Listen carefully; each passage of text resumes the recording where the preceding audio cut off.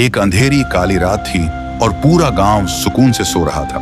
आधी रात में हवा में एक अजीब सी झरझराहट की आवाज आई और जमीन पर एक बड़ी काली नागिन रेंगती हुई गांव के अंदर घुसती है और तभी वह नागिन एक इंसानी रूप में बदल जाती है। एक सुंदर मगर भयानक औरत बन गई। नागिन का चेहरा गुस्से से लाल था, उसकी आंखें खून पी चुकी शेरनी जैसी थी।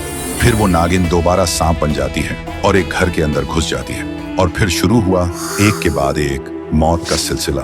किसी के पैर में डंसती है, किसी के हाथ में जहर भर देती है।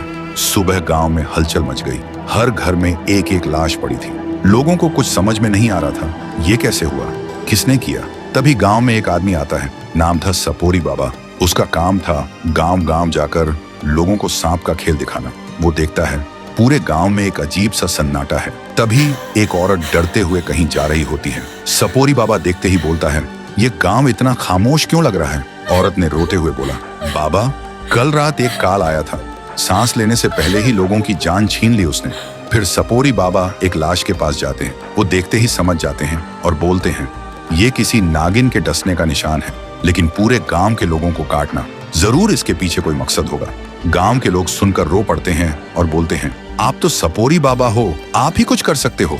फिर रात के अंधेरे में बाबा एक बीन बजाते बजाते आते हैं और गांव के बीचों बीच खड़े हो जाते हैं। और तभी बीन की आवाज सुनते ही नागिन वापस आती है और इंसानी रूप धारण करती है और गुस्से से चिल्लाती है, बंद कर बीन बजाना, नहीं तो मैं तुझे जिंदा चबा जाऊंगी। बाबा मुस्कुराता है और बोलता है, पहले ये बता तू ऐसा क्यों कर रही है। नागिन आंखें भर के कहती है, कुछ दिन पहले मैं और मेरा लाल रोड पार कर रहे थे, तभी एक नीली जीप बिजली की तरह आई और मेरे लाल को कुचल दिया। उसके 2 टुकड़े हो गए। तब से मैं बदले की आग में पागल हो गई हूँ और जिसे मन करे उसी को डंस रही हूँ।